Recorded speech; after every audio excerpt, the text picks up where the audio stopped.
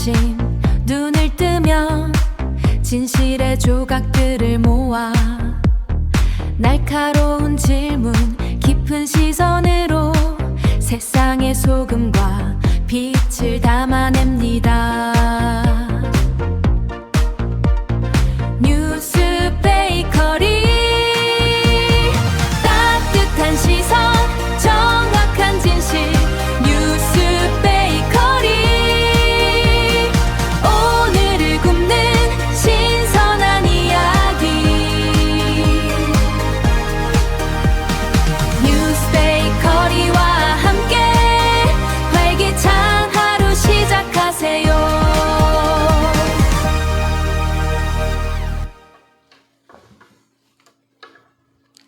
네, 또 월요일 아침입니다, 여러분.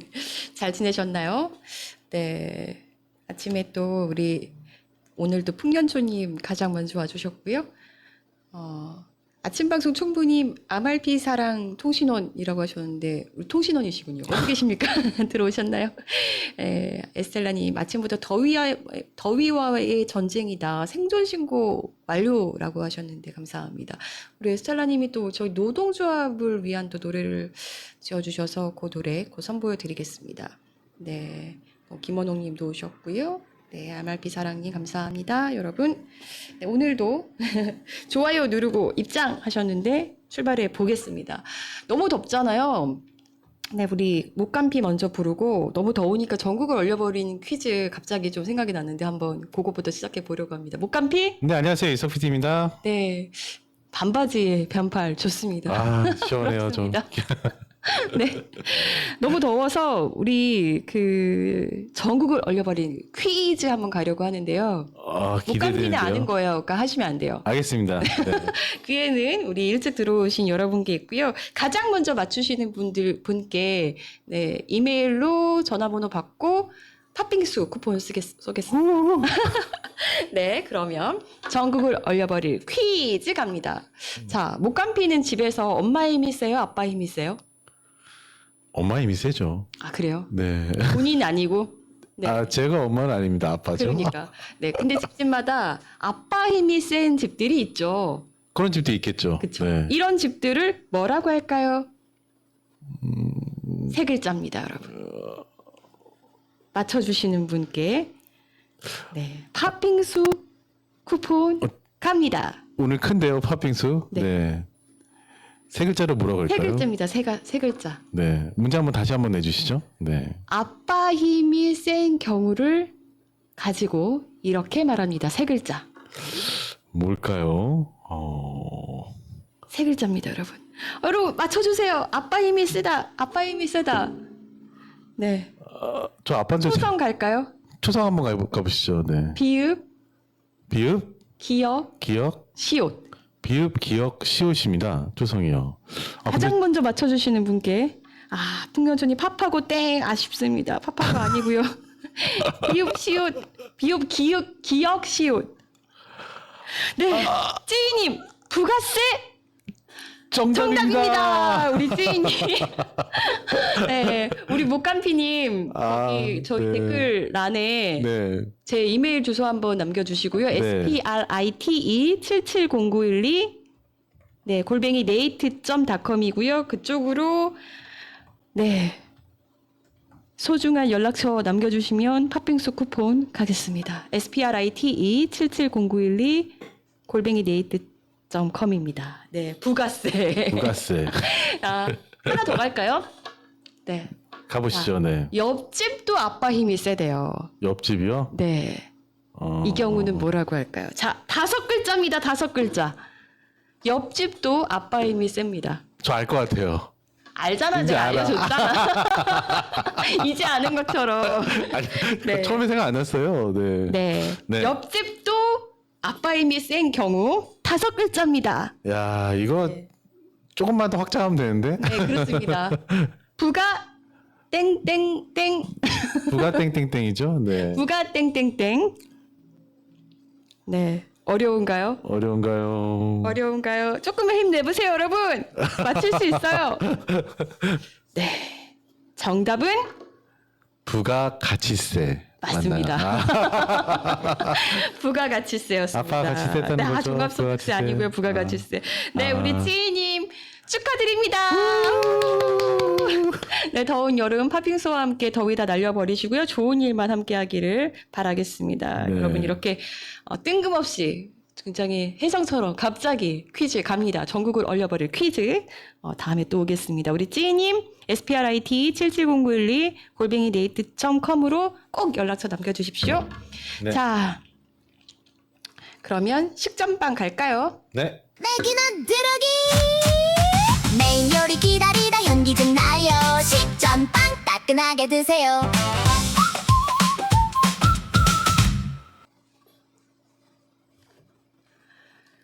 네, 첫 번째 소식입니다. 검사의 보안 수사권을 폐지하는 형사소송법 개정안이 31일 국회 본회의를 드디어 통과했습니다. 네, 청와대는 국회의 최종 판단을 존중한다고 밝혔죠.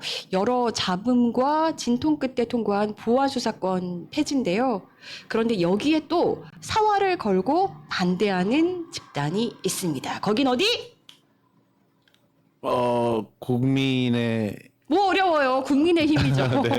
네, 국민의 짐 같은 국민의힘. 네, 국민의힘은 곧장 헌법소원 심판 청구까지 요구하겠다고 입장을 밝혔습니다. 그리고 네. 또 오늘이죠. 3일 청와대 앞에서 현장 최고위원회를 열고 이재명 대통령을 향해서 거부권을 행사하라. 뭐 이런 얼토당토하는 압박을 하겠다며 정말 집단 투정 중에 나섰습니다. 집단 투정입니다. 네, 집단 투정. 검찰을 위해 총력 투정에 나선 이름만 국민의힘.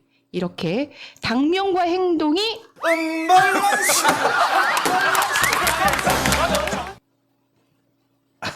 네, 언밸런스. 언밸런스죠. 네. 였습니다. 네. 네, 그리고 그런데 보안 수사권 폐지를 외치며 투정 모드에 들어선 이들이 또 있습니다. 이들은 바로 검찰 동호회입니다. 네. 검찰 동호회는 검찰 전직 고위 간부들의 친목 모임인데요. 이들이 친목질만 하는 게 아니라 이따금씩 이렇게 정치질도 하더라고요. 네, 지난해 3월이죠. 윤석열이 직위원회 그 구속 취소 결정과 검찰의 즉시항고 포기로 탈옥 같은 석방을 했던 때 기억하시죠? 네. 네. 이때 석방청원에 동참한 회원들 덕에 윤 대통령이 석방됐다. 뭐 이런 문자 메시지를 회원들에게 돌렸던 바로 그 단체도 어디? 검찰 동호회죠. 네, 검찰 동호회였습니다. 검찰 동호회는 이번에도 득달같이 공식 입장문을 냈습니다. 더불어민주당의 입법 독재를 강력 규탄한다. 이재명 대통령은 거부권을 행사해야 한다. 이번 법안은 범죄 피해자들의 원망과 국민적 반대 여론을 무시한 처사이자 여당의 오만이요, 하나의 광기이자 폭거이다. 뭐 이런 표현까지 썼습니다. 그러면서 향후 발생할 부작용과 혼란, 또 피해자들의 절망을 누가 책임질 것인가라고 했는데요. 이거 뭐 고양이 주 생각해 주는 건가요? 일단 검찰 동호회의 투정에 화장실 물부터 내립니다. 네.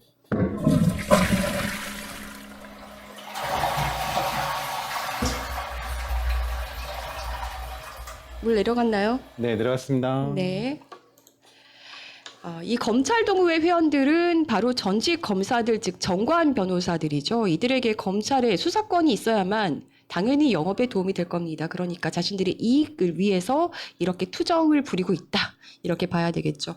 더구나 검찰 동호회 회장이 누굽니까? 바로 한상대 전 검찰총장이죠. 검찰개혁의 필요성을 일깨워준 장본인으로 손꼽히는 바로 그 사람입니다. 이 한상대 씨는 이명박 정권의 검찰총장이었었죠. 내곡동 사저비리 수사 당시에 청와대 경호처의 배임 혐의에 대해서 수사팀의 기소 의견을 묵살하고 무혐의 처분을 지시했던 게 바로 한상대였습니다. 훗날 이광범 특별검사는 김인중 전 경호처장 등의 배임 혐의로 기소해 유죄 판결을 받아냈었고요. 법원은 경호처가 이전 대통령의 아들 시영 씨의 몫의 대금을 대신 부담해서 국가에 약 9억 7천만 원의 손해를 입혔다고 판결을 한 바 있습니다. 이뿐이 아니죠. 한 전 총장은 2012년 최태원 SK 회장 사건에서 봐주기 구형을 바로 본인이 지시하기도 했습니다. 이 수사팀은 횡령 혐의로 기소된 최 회장에게 징역 7년을 구형하는 안을 보고했었는데 한상대 씨가 징역 4년을 밀어붙여서 검사들의 원성을 샀었죠. 이 검찰 내부의 내홍과 내분을 일으키면서 결국 퇴진을 했었던 사람입니다. 검난까지 자초하면서 불명예 퇴진했던 한상대가 회장인 검찰 동호회의 밥그릇 챙기기 투정을 보면서 이 한마디는 해야겠습니다. 밥그릇 챙기기 전에 양심 좀 챙기세요. 네, 다음 뉴스 볼까요? 네. 네, 여야가 8월 18일 잠실 투표지 재검표에 잠정 합의를 했습니다. 네네. 네, 이게 지금 지선 이제 잠실에서 이제 투표용지 부족 사태 때문에 재검표에 잠정 합의를 한 건데요. 국조특위가 이제 보면은 당초 국조특위 이제 기간도 8월 1일에서 30일까지 더 연장됐고요. 네, 재검표에 잠정 합의를 하면서 이제 국조특위 기간도 연장이 된 거고요. 네, 그렇죠.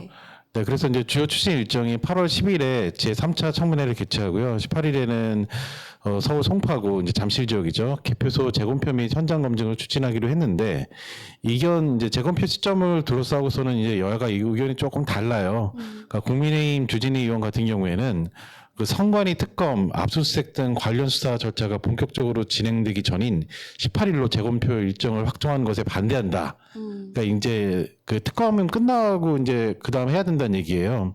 근데 더불어민주당 입장 같은 경우에는 특위 기간을 연장할 핵심 이유가 재검표니까 8월달 내에는 무조건 실시해야 된다. 뭐 이렇게 얘기를 하고 있고요.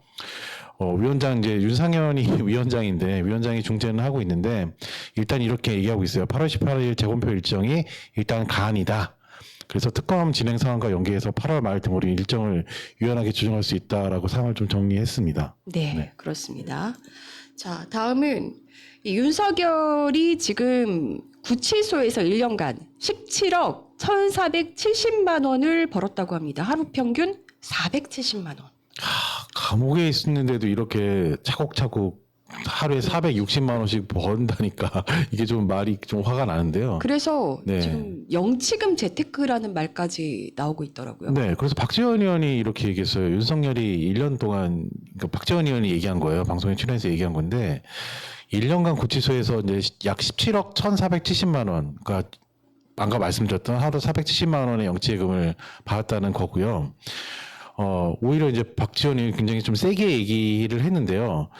국가 내란범한테 막대한 영치금을 보내는 사람들이야말로 내란 세력일 수 있다. 뭐 이렇게 얘기도 내란 했고. 동조범들일 수 있다라는 뜻인 거죠. 네, 그렇죠. 네.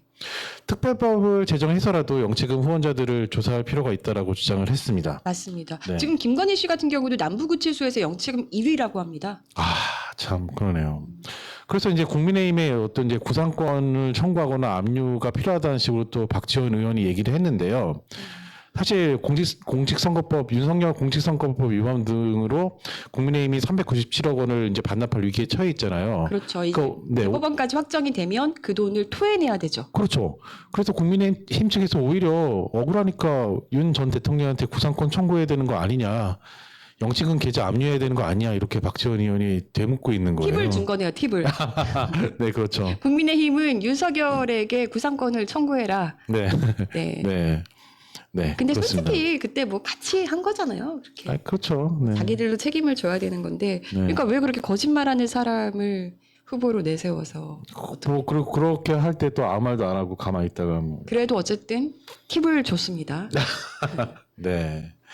근데 지금 윤석열이 계속 족족 뭐 항소를 하고 있고 네. 근데 여태 그 국민에게 사과는 한마디 하지 않았잖아요. 그렇죠. 네. 뭐 지금에서야 사과한다고 해도 그 진정성이 얼마나 있을까 싶습니다만 국민을 향해서 사과조차 하지 않는 내란 수괴를 향해서 네 우리 국민 지금 이 영치금 왕이 된 또 이 상황 어떻게 받아들여야 될지 모르겠습니다. 박지원이 이렇게 얘기했네요. 저도 이제 감옥 살아봤잖아요. 영치금관 윤석열 사람 안 돼요. 이렇게 또 얘기했다고 하네요. 열불나네요. 소방차라도 좀 불러야 될 것 같습니다. 네. 어젯밤에 난 내가 싫어졌어. 예. 소방차라도 불러주십시오. 꺼야 돼요, 불. 떨렁하죠. 네, 여러분, 네. 여러분 더우실 것 같아서 제가 노력하고 있습니다. 저도요. 네. 네. 자, 요건 또 어떤 소식인가요? 우리 박진영 씨, 대통령 직속 대중문화교류위원회 공동위원장이 됐습니다. 여기 네. 수락을 했군요. 네, 일단은 이제 K-팝 발전을 위해서 뭐 고심 끝에 위원장직을 수락했다 뭐 이렇게 얘기를 했고요. 뭐 수락 과정을 좀 보니까 3개월 동안 계속 고사를 했는데 그 네. 강훈식 비서실장이 계속 거절 사유를 계속 해결을 해줬대요. 그래서 결국 수락하게 됐다고 하는데 네. 사실 이렇게 무슨 위원장급쯤 되면 또 연봉 얼마 받고 간 거야? 또 이런 얘기 나오잖아요. 그렇죠. 그리고 사실 또 뭐 비상근인데도 월급 엄청 많이 받은 사례가 선관위에도 있잖아요. 네. 네. 그런데 박진영 씨는 어떻게 했냐면 일단 본인이 가수 활동이나 방송 출연 등을 해야 되는 본업을 또 이어가야 되니까 네. 비상근직으로 하겠다. 대신 월급이나 장관급 예우는 모두 거절한 거예요. 그러니까 모보수로 일하겠다고 한 거죠. 보수로 일하겠다. 네. 그러면서 이제 저는 좀 요 점이 특이했는데 사실 본인이 또 소속사 이제 수장이기도 하고 뭐 가수들을 거느리고 있잖아요.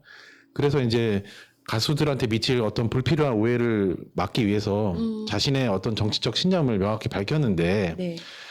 본인은 진보도 보수도 아니라고 그냥 자기는 박진영일 뿐이다. 네. 그래서 특정 정치 지정과 연관성의 어떤 선을 그은 겁니다. 네. 네. 사실 그래서 뭐 어떤 이런 위원장이나 이런 사람들을 뽑을 때 문득 든 생각은 정치적 이념보다는 제대로 일을 할 수 있는 사람을 뽑는 게 중요한 게 아닌가 또 그런 생각 들었어요. 네. 박진영 씨 보면은 전 연예계 잘 모르거든요. 네. 제가 연예계를 진짜 모르는 걸 우리 목간피는 누구보다 잘 알잖아요. 누구보다는 아니고 조금 관심이 있어요. 아 네. 정말 연예계 네. 쪽은 너무 모르는데 네. 근데 박진영 씨를 보면 좀 이렇게 사람에 대해서 진심이다 이렇게 느껴질 때가 그런 면 있는 것 같아요. 그리고 이제 가끔 후배들한테 얘기하는 것들 들어보면 정말 거들먹거리는 게 아니라 진심을 다해서 얘기를 하더라고요. 네. 사람이 돼야 된다는 거 항상 강조를 하더라고요. 그쵸. 네. 그런 걸 강조를 하고 실제로 뭐 거기 이제 그 구내식당 같은 것들 지금 뭐 그렇게 했다는 건지 모르겠는데 그게 꿈이었다면서요. 이렇게 좋은 잘 재료로. 먹이는 거. 제가 얼핏 보도에서 봤는데 김치값만 한 2억 원대 나온다고 아 식당에서. 실제로 이제 그걸 실행하고 있는 거예요. 네네. 엄청 JYP 뭐 그 4억의 식당은 엄청 유명한 걸로 또 유명합니다. 그렇군요. 엄청 유명해요. 네. 가보고 싶네요. 네. 네. 뭐 그런 거 하나를 보더라도 그리고 본인을 이제 대표라고 부르지 말아라. 네. 그래서 네. 본인의 권위를 좀 내려놓는 모습도. PD라고 보통 부르더라고요. 네. JYP에서는 JYP에서 박진영 PD님 이런 식으로 예. 직급을 강조하지 않더라고요. 네. 어쨌든 뭐 이번에 수락을 했고 대중문화교류위원회 공동위원장직을 맡게 됐으니까 또 행보를 지켜보겠습니다. 지켜보아야겠죠. 또 네. 응원하는 마음입니다. 네. 자, 개식용을 금지하니 흑염소가 벼락 맞았다. 아, 참 그래요, 이것도. 네. 네. 이 개식용이 언제부터 금지되는 거죠? 개식용이 내년 아마 2월 달에 개식용이 전면 금지될 거예요. 네. 그러니까 이제 대체제로 흑염소가 이제 굉장히 각광을 받고 있는 건데 실제로 요즘에 제가 느낀 게 케이블 TV나 이런 쪽을 보고 있으면 흑염소 광고가 그렇게 또 많이 나오더라고요. 그래서 이제 흑염소가 유행인가 싶은데 문제가 뭐냐면 이 적발된 어떤 사례를 하나 말씀드릴 텐데 네. 도축을 보통 하잖아요. 근데 충북의 한 도축장에서 작업 시간을 단축하려고요. 보통 이제 도축하려면 이제 규정된 장소가 있어요. 계류장 같은 데가 있는데 거기서 도축을 안 하고요. 그냥 화물차 적재함에서 전기 충격으로 바로 기절시키고 거기서 바로 도축하는 편법행위가 걸린 거예요. 네. 이게 동물보호법 위반 소지도 있고요. 그다음에 축산물 위생관리법 위반 및 위생 우려가 심각하잖아요. 특히 요즘에 오늘 아침에도 굉장히 더웠잖아요. 이렇게 더운데 냉장실도 없는 화물차에서 식당을 바로 유통해가지고 하면은 미생물도 증식되고 식중독 위험도 커지지 않겠어요? 네. 이게 그러면은 비단 흑염소뿐만이 아니라 뭐 소라든지 이런 보양식으로 갈 수 있는 동물들에 대한 어떤 그 도축도 그 수요가 증가했을 거고 그렇죠. 여기서 이제 불법 네. 도축들이 많이 일어날 수도 있겠네요. 이걸 한번 이렇게 좀 편법행위 같은 게 불법행위 같은 게 있지 않은지 요거를 전면적으로 좀 검수해볼 필요가 있다는 생각이 드네요. 또 네, 여러분들이고. 네. 그럴 것 같아요. 근데 다만 이번에 또 사실 흑염소가 이렇게 문제가 생긴 이유가 뭐냐면 어쨌든 내년에 아까도 말씀드렸던 것처럼 2월 달에 개 식용 전면 금지를 하잖아요. 그러니까 대체적으로 벌써부터 흑염소가 각광을 받고 있는 건데 사실 물량이 딸리기 시작하는 거예요.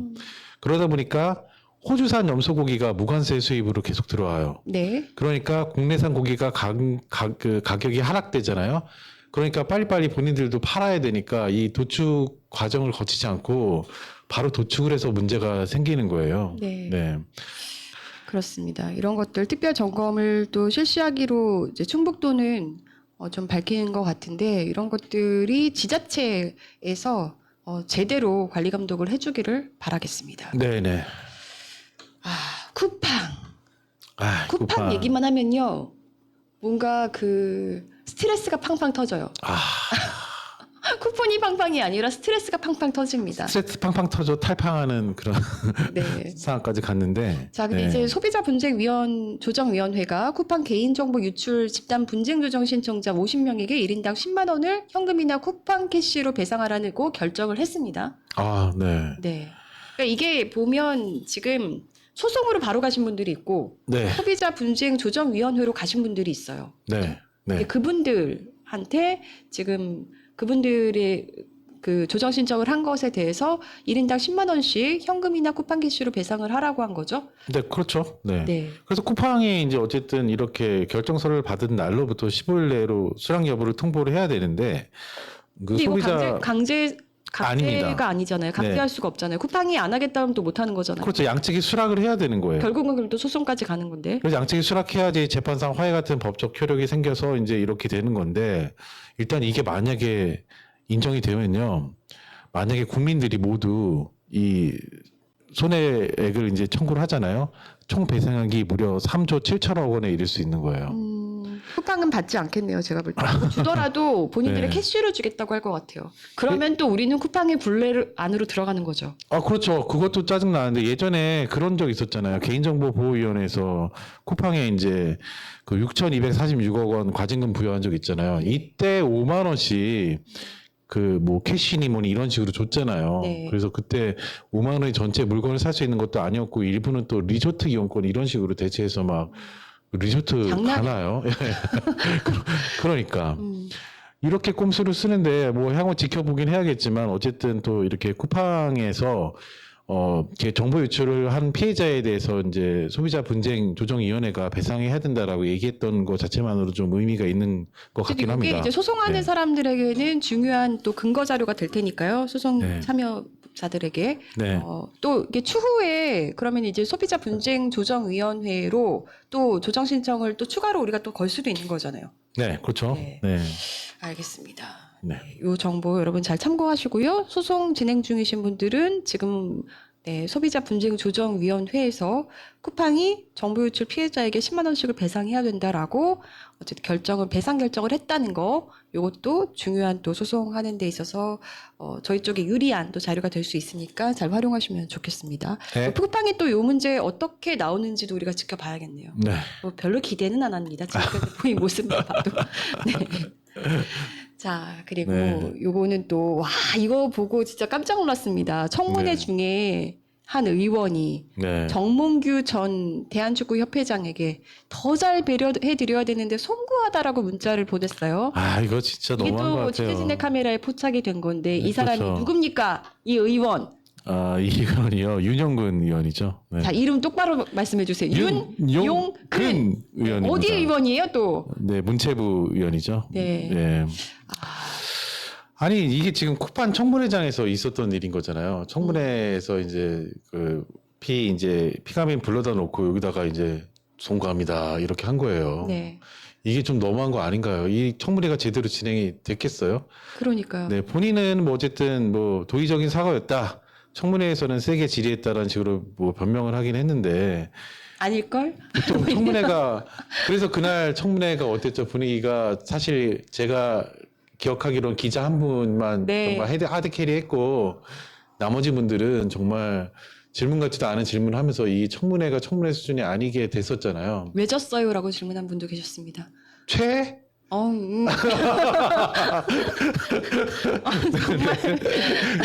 그분도 왜 그렇게 얘기를 했지? 너무 황당해요. 왜 줬어요라는 질문 질 수도 있죠. 근데 그 쟁점을 과정이 전혀 못 짚는 느낌. 그렇죠. 네. 네.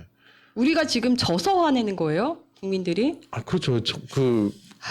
근데 거기다가 지금 윤용근 의원 같은 경우는 정몽규 전 대한축구협회장의 심기 경호를 하느라고 또 이런 문자를 보내면서 이게 이런 청문회장 같은 데서 문자 이렇게 찍히는 게 이제 한두 번이 아니잖아요. 네. 조심들을 안 해요. 아니 일부러 그런 거 아니에요 혹시? 엿먹이려고. 아니 그렇지 않고서야 그러니까 이게요, 어떻게 이렇게 제가 봤을 때는 너무 급한 거야. 마음이 너무 급한 거야. 빨리 사과해야 돼. 빨리 사과해야 된다. 빨리 털고 싶다. 그쵸. 그렇지 않고서야. 네. 네. 네. 왜 그랬을까요? 그러게 말입니다. 무슨 관계일까요? 너무 궁금해지네요. 네. 좋으시겠어요, 우리 정몽규 씨는. 송구해야 하는 의원들도 계시고. 답답합니다. 이러니 제대로 됐을 리가 있나요? 자, 우리 식전빵 여기까지인가요? 네, 여기까지입니다. 네. 노래 한 곡 듣고 올까요? 네, 이 더위에 울분을 좀 뿜어내야 될 것 같아요. 맞습니다. 우리 한반도님 작사곡이죠? 네, 울분을 뿜어내자 듣고 올게요.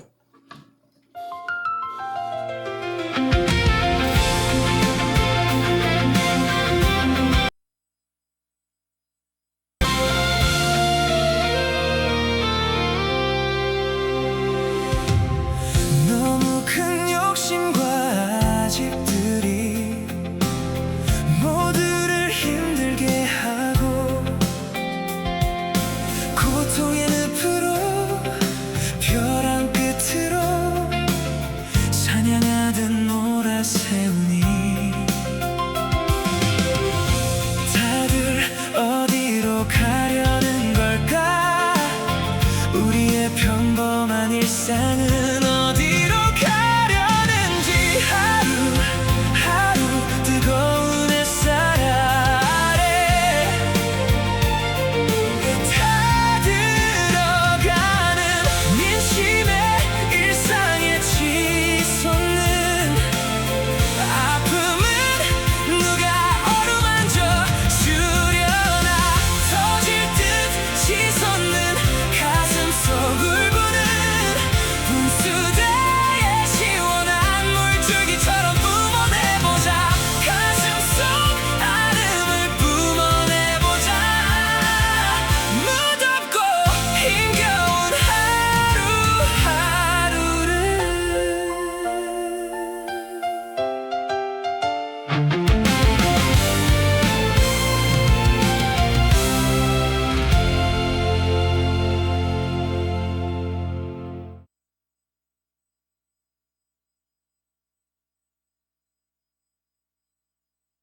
주셨는데 박진영 씨 띄우지 마세요. 우리 정혜공정님이 그냥 연예인이다 또 말씀해 주셨는데 그러니까요. 뭐 사실 저희가 누구를 띄우려고 한 말은 아니고요. 그냥 그렇다더라. 너무 이제 저는 연예계를 잘 모르지만 연예계 내에서 너무 사람을 사람으로 취급하지 않고 우리 아티스트들을 네. 그냥 소모품으로 취급하고 대체하면 그만인 또 그런 약간 물건처럼 취급하는 분위기가 저는 분명히 있는 것 같아요. 지금 뉴진스 사례만 봐도 그렇죠. 뉴진스 사례는 확실히 그렇죠. 네. 네. 그런 중에 그나마 이제 또 행보들을 보면 저는 잘은 모르겠지만 박진영 씨의 말이나 행동들이 좀 달라 보이는 건 사실이거든요.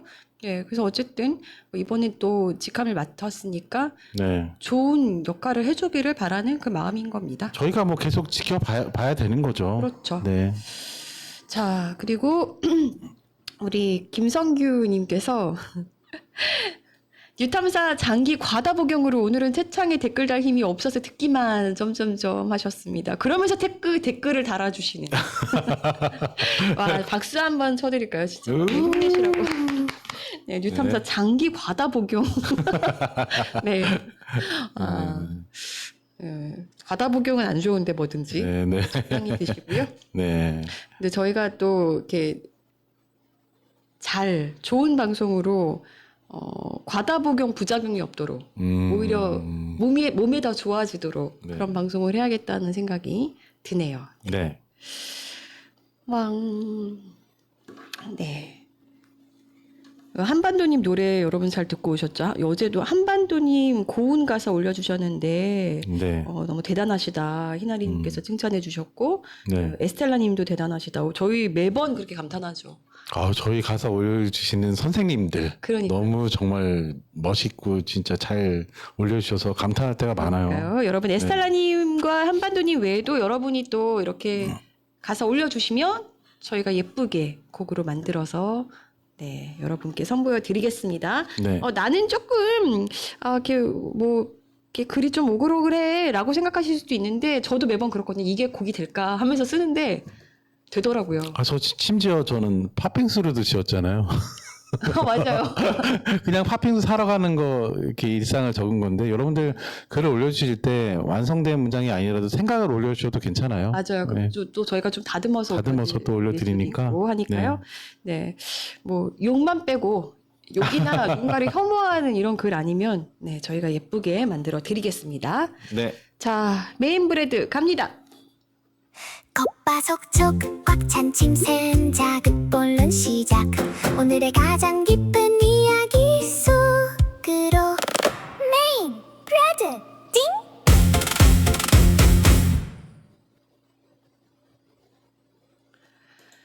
네 메인 브레드 시간인데요. 어떤 소식 가지고 오셨나요? 네. 오늘은 일단 두 가지를 가져왔는데요. 이제 서울시 20년 장기 전세 논란하고요. 그다음에 최근에 미셸 스틸 미국 대사 지명 대사 왔잖아요. 네. 그 얘기 좀 해보려고 합니다. 네. 첫 번째 소식은 20년 장기 전세 논란 요 얘기 가지고 좀 해볼 건데요. 보통 저도 좀 몰랐다가 아는 건데 보통 요즘에 아파트 비싸잖아요. 특히 잠실 송파 지역은 아파트 80제곱미터 평형대도 20억씩 호가가 이렇게 비싸거든요. 네. 억소리 나옵니다. 근데 거기서 20년 동안 장기 전세로 살아오신 분들이 있어요. 꽤 많을 거예요. 꽤 많아요. 그리고 또 잠실 송파 지역뿐만 아니라 은평이나 상암, 세곡, 서초 이런 쪽에도 많거든요. 그러니까 굉장히 비싼 아파트에서 어쨌든 20년 동안 장기 전세로 살고 계신데 사실 이분들이 처음 들어왔을 때 보증금은 얼마 정도로 들였냐면 한 2억 원 초반? 그러니까 그 당시에는 아파트 가격이 그렇게 비싸지 않았던 거예요. 그렇죠. 그리고 또 그 당시 시세보다도 물론 좀 더 싸게 해서 전세로 들어왔는데 문제는 뭐냐면 그 이후에 아파트 가격이 폭등하잖아요. 그러면서 이제 문제가 되기 시작한 거예요. 이제 얘기를 좀 살펴볼게요. 네. 다음 슬라이드 보면 이미지를 하나 준비했는데 어느 날 가장이 이렇게 집에다 통지서를 하나 받는 거예요. 당신의 살던 집의 계약 기간이 끝났습니다. 이제 방을 비워주십시오. 네. 띠로리. 그렇죠. 이게 어디서 온 거냐면 다음 슬라이드 보면요. 서울의 한 아파트에서 이제 20년 살아온 50대 가장이 받아든 통보를 이렇게 한번 꾸며본 건데요. 사파로요. 네. 2007년에 도입이 된 거예요. 서울시의 장기 전세 주택, 이른바 시프트예요. 시프트라는 요 장기 전세 주택이요. 20년 만기가 코앞으로 다가왔어요. 그래서 내년이네요. 내년이에요. 수많은 입주민이 이제 거리로 나와질 위기에 처했는데 네. 일각에서 이렇게 얘기해요. 아니 20년 동안이나 싼 값에 살았으니까 당연히 나가야 되는 거 아니냐. 사실 맞는 말입니다. 맞는 말인데 더군다나 공공임대주택이 누군가 어떤 특정 사람의 소유물이 될 수 있는 것도 아니니까 그런 건데요.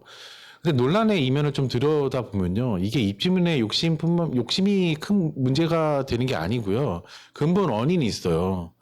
서울시가 항상 어떤 정책을 추진하면서 문제가, 특히 오세훈 서울시를 얘기하는 건데요. 문제가 뭐냐면 출구 전략이 항상 없어요. 예전에 어디죠? 여러 가지 상가 같은 경우에도 이렇게 빌려주고 난 다음에 바로 나가라고 막 그렇게 해버리잖아요. 그런 사례도 많았고, 근데 이게 이제 비단 또 서울시뿐만도 아니긴 하더라고요. 살펴보면. 그런데 어쨌든 한번 보겠습니다. 네, 출구 전략이 이제 문제인 건데요. 자, 일단 보면요.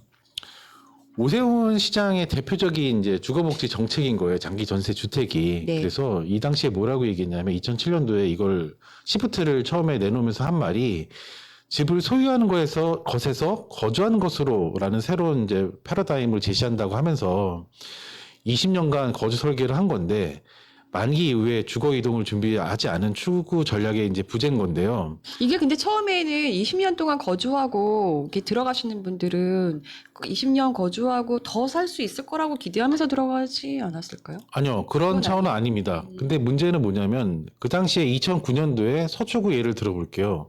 서초구 반포 지역에 84제곱미터 전세 보증금이 그 당시에 약 2억 2천만 원 수준이에요.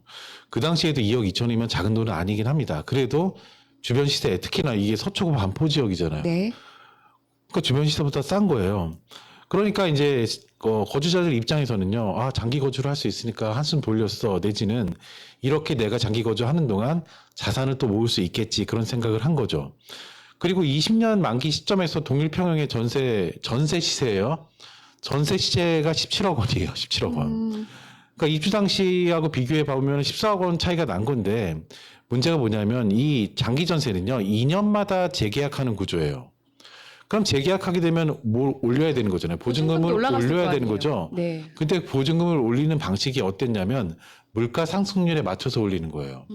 그런데 물가 상승률보다 더 확실히 많이 올랐던 게 뭐냐면 아파트 그 시세잖아요. 네. 비교할 수 없을 정도로 올랐잖아요. 그렇죠. 그래서 이 물가 상승률이 기껏해야 2%에서 5% 정도였던 거예요. 이걸로 매번 재계약을 하다 보니까요. 20년 장기 이제 만기가 도래해가지고 보증금을 다 살펴봐도요. 서울 외곽의 낡은 빌라조차 구하기 힘든 네. 그런 상황으로 가는 겁니다. 특히 입주 당시에 보면 입주했던 사람들의 나이가 제 나이 또래예요. 3040 세대예요. 이분들이 지금 5060 세대가 됐거든요. 그렇죠. 그러면 계속 평생을 사실 자녀 키우면서 살아왔던 그런 기반인 건데 자녀 학교도 그렇고 부부 직장이나 병원이나 다 이 20년 동안 생활 기반이 형성된 곳에서 이제 외곽으로 밀려나가는 사실상의 주거 하향이 문제인 건데요. 더군다나 더 형평성 문제가 제기되는 상황이 하나 또 터졌어요. 지금 20년 만기가 되면 이걸 또 활용을 해야 되잖아요. 그래서 서울시에서 내세운 게 뭐냐면 미리내 집이라는 또 정책을 만들었습니다. 미리내 집은 뭐냐면요. 신혼부부 대상으로 해서요. 2세대 장기 전세를 또 만든 거예요. 근데 1세대 때 없었던 20년 장기 전세가 1세대거든요. 이때 네. 없었던 어떤 정책을 하나 만들어요. 그게 뭐냐면 우선 매수 청구권이라는 걸 부여합니다. 우선 매수 청구권. 예, 그러니까 기간이 지난 다음에요. 집을 구매할 수 있게 해주는 거예요. 근데 1세대 때 20년 동안 살았던 사람들은 그냥 나가야 돼요. 근데 2세대에 살았던 사람들은 우선 청구권도 준대요. 그러니까 저는 이게 있을 줄 알았는데. 네. 예, 그러면 매수 청구권이 있을 줄 알았는데 그게 없는 거예요. 그러니까 기존 세입자한테는 퇴거를 요구하는 거죠. 그런데 신규 세입자한테는 내 집 마련의 기회를 주는 거예요. 이게 정책에 일단 모순이 있으니까 기존에 살던 사람들은 아, 나는 형평성 문제 있는 거 아니야. 이렇게 논란이 커지기 시작한 겁니다. 아, 그러네요. 결국은 이게 서울시의 정책 단절 추구 전략 부재에서 비롯된 문제인 거예요. 네. 그래서 좀 살펴봤어요. 서울시가 계속 이렇게 추구 전략에 문제가 있었잖아요. 그래서 이게 그러니까 사실은 전략이 반쪽짜리였던 거죠, 시작부터. 네. 그냥 처음에 이렇게 우리가 이렇게 만들게라고 하는 것만 홍보하면서 인기 얻을 때만 좀 관심이 있었던 게 아닌가, 오세훈 씨가. 네. 그게 문제가 아니었나 싶거든요. 네. 그렇죠. 이제 일단은 앞서서 얘기했지만 이 추구 전략 부재라는 건 결국에는 이 나가는 것도 같이 생각해 줘야 되는 거거든요. 사실 형평성 문제를 보면요. 20년 동안 살았으니까 나가는 게 맞아요. 맞고 그다음에 이분들이 그만큼 그동안 수혜를 본 것도 맞아요. 그렇긴 한데 갑자기 나가라고 하는 상황들 그리고 또 1기와 2기의 정책이 다르기 때문에 문제가 생겼던 거잖아요. 그렇죠. 그런 것처럼 1기 보통 보면은 다른 서울시의 정책에서도 이런 추구 전략 문제가 계속 반복이 됩니다. 그래서 그런 사례들을 좀 살펴봤는데요. 일단 그 뉴타운, 1기 뉴타운하고 용산 참사 사례도 있어요. 1기 뉴타운 같은 경우에는요. 강북 지역에 대규모 아파트 단지를 바꾸려고 하는 개발 중심의 어떤 청사진을 가지고 추진한 정책이었는데 그 당시에 해당 지역에는요. 이미 저렴한 전월세에 의존하던 서민들, 사실 청년들이 더 많았겠죠. 그런 세입자들이 있었단 말이에요. 근데 그 사람들이 어떤 이런 아파트를 세우게 되면 순차적으로 어떤 철거 대책을 마련해 줘야 되잖아요. 네. 뭐 어디 살집을 마련해 준다든지 순환 재개발 대책을 마련해 줘야 되는데 그냥 쫓아낸 거예요. 그냥. 뭐 그러다 보니까- 6.3 문제는 지금까지도 네, 그렇죠. 이어지고 있죠. 그래서 보면 이분들이 이렇게 해서 문제가 어떤 문제가 생겼냐면 그 수도권 지역에 있죠. 수도권의 전세난이 가중되기 시작합니다. 그래서 이게 서울 전세 전역에 또 퍼져요. 그런 이제 사회적 문제를 낳았고요. 특히 방금 말씀하셨던 용산 참사만 해도요. 상가 세입자들을 굉장히 밀어붙였잖아요. 그래서 결국에는 철거민 5명하고 경찰 1분이 이제 돌아가신 그런 용산 참사로 기결이 됐는데 이렇게 화려한 개발 계획하고 대비되게 세입자를 보호하는 대책이 부재가 됐기 때문에 이런 출구 전략 부재가 굉장히 비극을 만드는 그런 사례가 있었고요. 또 다음 슬라이드 볼게요. 모아타운 같은 문제도 있었어요. 또 신속 통합 기획. 이게 요즘에 서울시에서 계속 주거 문제 해결로 주장하는 게 뭐냐면 재증축이나 재건축 얘기를 계속하거든요. 그렇죠. 네. 근데 이게 사실 예전에도 오세훈 씨가 해왔던 그런 정책이에요. 그 대표적인 사례가 이제 모아타운인데, 이게 어떤 거냐면요. 빌라촌들이 서울에 많잖아요. 그러니까 그 빌라촌들이 일단 블록 단위로 묶어가지고요. 여기다가 지하 주차장도 만들고 공원도 갖춘 그런 아파트형 단지로 바꿔주는 그런 미니 뉴타운을 그런 구상인 거예요. 그래서 일단 재개발이 좀 어려운 지역들 네. 블록별로 묶어가지고 이거를 이제 그 미니 뉴타운으로 만들겠다 네. 그런 건데 그러면 이제 기존에 살던 사람들은 사실 이런 생각을 하겠죠. 아, 이거 개발되니까 나한테도 사실 내가 여기 주인은 아니지만 전세라 살고 있으니까 뭐 거주권이라든지 이런 것들을 뭐 주지 않겠나, 뭐 아니면 뭐죠? 주택 매입권이라 주지 않겠나, 이런 장밋빛 희망을 갖게 되는데 절대 그렇지 않습니다. 이게 인허가 절차도 줄어들고 네. 굉장히 이제 그 개발 사업 기간이 단축되는 장점들을 서울시에서 내세우고 있지만 이 세입자들한테 결코 이롭지 않은 정책이더라고요. 그렇죠. 이게 뭐냐면요. 서울시에서 추진하는 부분도 있지만 대부분 어떻게 되냐면 조합을 만들어가지고 조합에서 추진하게 하는 거예요. 맞아요. 그러다 보니까 조합에서 어떻든 이 사람들을 받지 않아요. 뭐 그러다 보니까 이제 이주할 집들이 결국 없어가지고 계속 이제 문제가 발생했던 그런 사례인 거고요. 네. 그 다음에 다음 슬라이드 또 볼게요. 네. 그다음 청년 안심 주택이 또 있어요. 이거는 뭐냐면요. 서울시의 어떤 대표적인 또 이제 주거 복지 정책이었는데 이것도 출구 전략 부재의 대표적 사례가 됐어요. 이 청년 안심 주택이라는 건데 일단 청년들이 서울시가 어떻게 하냐면요. 내가 대신 집을 구해주겠다. 주인하고 직접 계약하는 게 아니라 서울시가 나서서 어떻게 이제 SH 공사가 서울주택공사가 있죠. 그걸 통해서 이제 집을 이제 대신 구해주는 중간다리 역할을 해주는 거예요. 그러면서 이제 좀 더 뭐 집을 저렴하게 구해준다든지 이런 식으로 홍보를 했는데 그러면 청년들 입장에서는 서울시라는 간판도 있고요. 그 다음에 이제 안심이라는 단어도 있으니까 철석같이 믿고 들어갈 거 아니에요. 그렇죠. 근데 알고 봤더니 이 주택 상당수가요. 민간 사업자가 짓고 운영하는 구조였던 거예요. 그래서 이제 대표적인 이 구형적 구조가 낳은 가장 큰 사건이 하나 있었는데 무려 잠실이에요. 잠실 센트럴파크의 청년 안심주택에서 어떤 사태가 발생했습니다. 뭐냐면요. 시행사가요. 작은 난으로요. 민간 임대 130가구에서 무려 238억 원 규모의 보증금 반환 위기가 발생한 거예요. 청년들이 어때요? 불안하잖아요. 내 보증금 떼일 수 있잖아요. 네. 그러니까 서울시가 어떻게 했냐면 2025년 11월부터 공공재원을 활용해서 보증금을 먼저 선지급을 하고 추후 경매를 또 해가지고 하는 이제 회수하는 구제 절차를 또 부랴부랴 가동을 했지만 이 출구 절차조차 순탄치 않았던 부분이 2026년 4월 기준으로 해서요. 대상인 134가구 중에서 선지급을 신청한 가구가 59가구였고요. 실제로 지급이 완료된 가구는 38가구밖에 없어요. 네. 그리고 남은 가구도 사실은 주거는 해야 되니까 보증금을 돌려받으려면 사실은 퇴거를 결정하고 나가야 되는 거예요. 근데 나갈 수가 없으니까 일단은 계속 머물러 있단 말이에요. 그러니까 돈을 잃는 상태는 아니지만 계속 불안한 상태가 계속 유지가 되고 있고 또 이걸 또 돌려받으려고 하면은 굉장히 복잡한 임차권 등이나 채권 양도 절차를 밟아야 되니까 이마저도 쉬운 상황이 아닌 거예요. 네. 그래서 결국은 이렇게 믿고 들어갔는데 보증금이 묶이면서 굉장히 불안에 떠는 이런 사태가 계속되고 있는 겁니다. 그러니까 네. 이게 주택이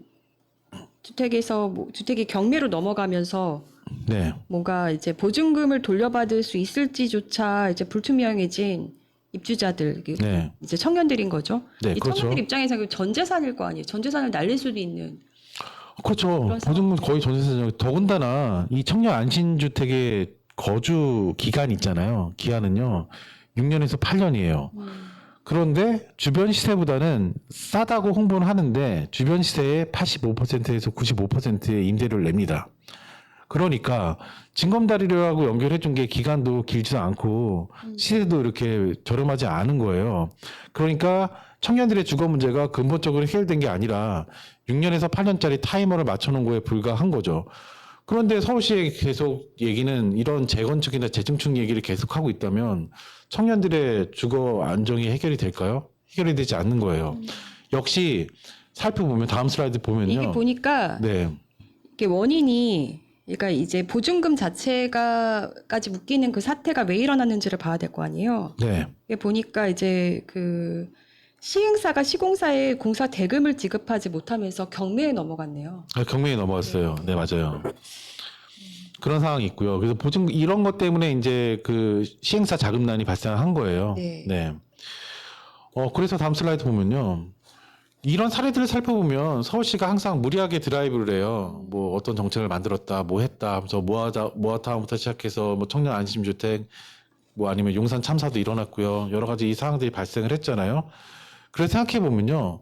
정책을 만드는 것도 중요한데 더 중요한 지점이 있어요. 뭐냐면 퇴거 연착륙. 그러니까 나갈 땐 어떻게 해줘야 될지 또 생각해줘야 되는 건데 그런 부분들이 없었다는 거예요. 근데 그게 없는 이유가 있을 겁니다. 제 오세훈을 보면요. 철학이라고는 없어요. 그렇죠. 네, 철학이 부재하고 일단은 정말 시민들을 위해서 필요한 것들이 무엇일까를 생각하기보다는 내가 지금 당장 내 인기를 위해서는 뭘 해야 될지 특히 그래서 그 시선이 또 기득권들한테 맞춰져 있잖아요. 네. 그러다 보니까 이런 일들이 발생하는 거라고 저는 봅니다. 그래서 일단은 언론 쪽에서 찾아봤더니 이제 부동산 전문가들은 이제 퇴거 연착 로드맵은 이렇게 형성된다고 얘기를 합니다. 그 첫 번째는 금융지원 연계를 해서 예. 보증금 마련이 어려운 가구에게는요 전세자금 대출이나 보증 이사비를 지원해서 충격을 좀 완화해야 되고요. 두 번째는 소형 공공임대 이주, 그러니까 고령자나 저소득층 등 취약계층은 가구 규모에 맞는 소형 공공임대로 이제 주거 이동제를 우선 검토를 해야 된다 이런 의견도 있었고. 그다음에 이주 대책을 좀 의무화해야 되는 거 아니냐. 그러니까 정비 사업을 그렇게 할 거면 세입자 이주 대책을 선행 조건으로 강제를 해서 청년 주택 퇴거자를 위한 공공주택 연계를 대폭 확대해야 된다. 뭐 이렇게 얘기를 합니다. 네. 네. 자, 그래서 오세훈 서울시의 어떤 그 주거 정책에 대한 빈틈들이 너무 많다. 네. 거기서 이제 당장은 그 이제 좀 혜택이라고 생각하고 들어갔지만 결국은 이제 그런 것들이 또 갑자기 돌아오는 퇴거 요구 이런 걸로 뭐 거리에 나앉을 수밖에 없는 그런 상황까지 몰리는 사람들이 서울시에서 계속 발생을 하고 있는 건데 네. 그러니까 이제 오세훈 서울시장은 그 개발, 발전 이런 게 머릿속에 콱 박혀 있는 것 같아요. 근데 저는 이런 것만 보더라도 빨리 그 이제 그 주거 평준화 같은 것들 있잖아요. 이런 것들이 빨리 마련이 돼야 될 것 같아요. 네. 그래서 어떤 지역에 살더라도 꼭 서울에서 살아야만 내가 일자리가 보장되고 뭔가 그런 게 아니라 어디에 그렇죠. 가더라도 그런 것들이 이루어질 수 있으면 되는 거잖아요. 그렇게 했을 때 오히려 수도권이나 서울시의 집값이 떨어질 거예요.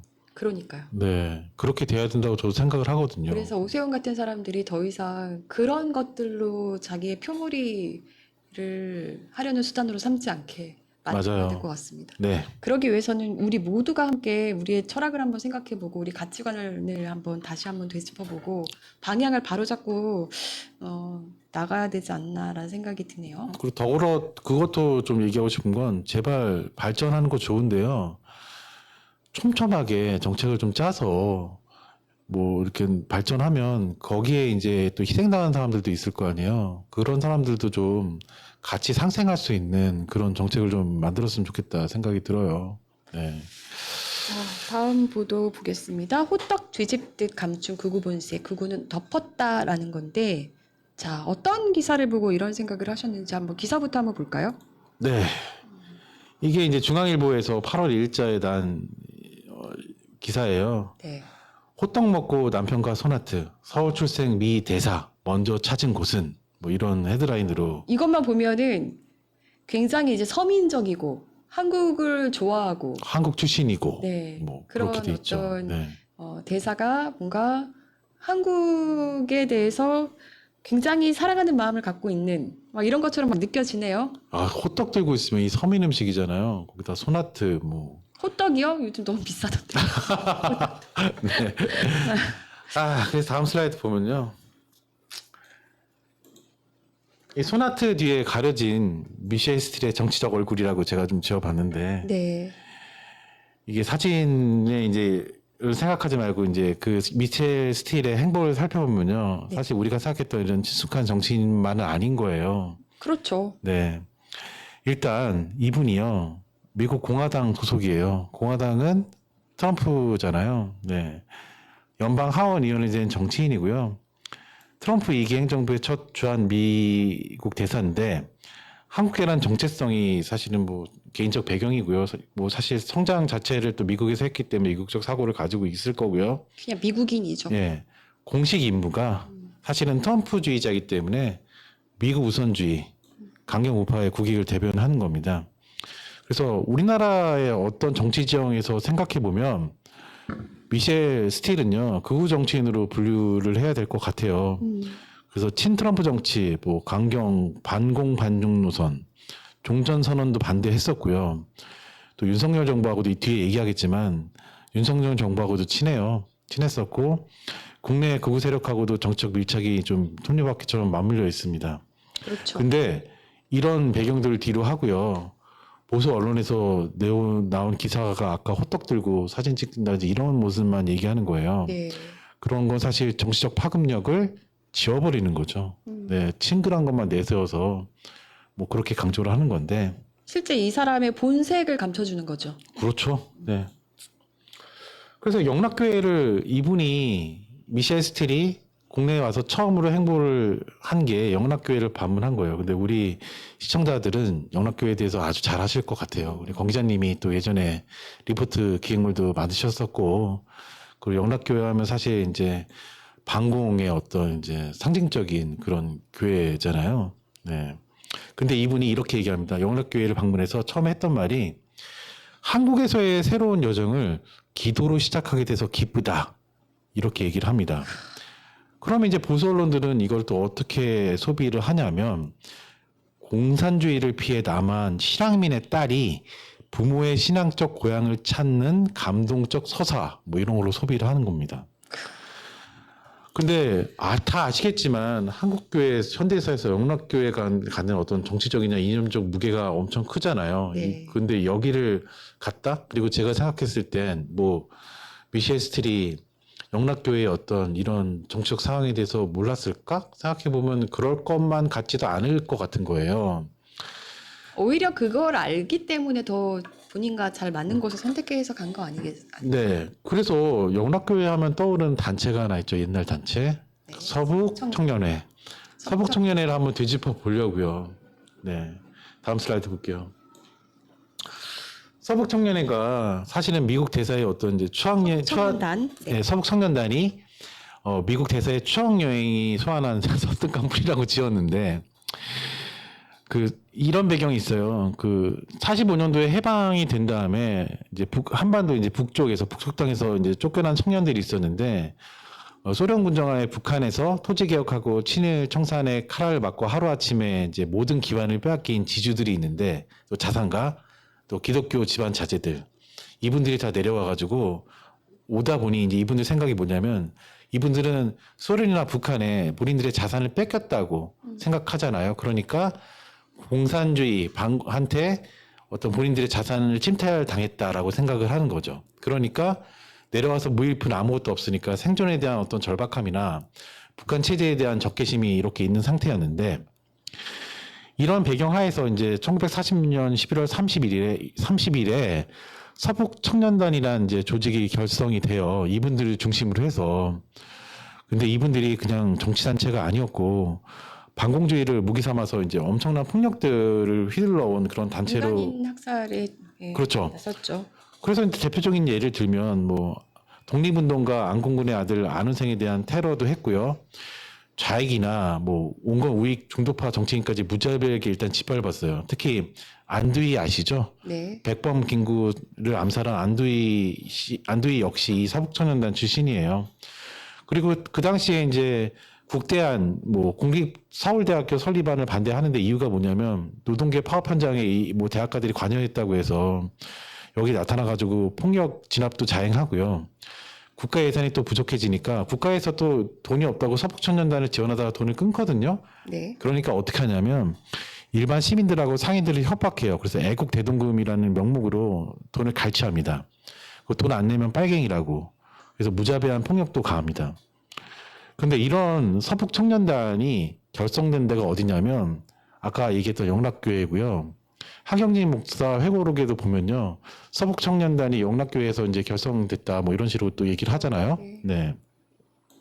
그래서 이제 서북청년단이 이제 가장 문제가 됐던 사건이 두 개가 있어요. 제주 4.3 사건하고 이제 여순 사건이 있는데요.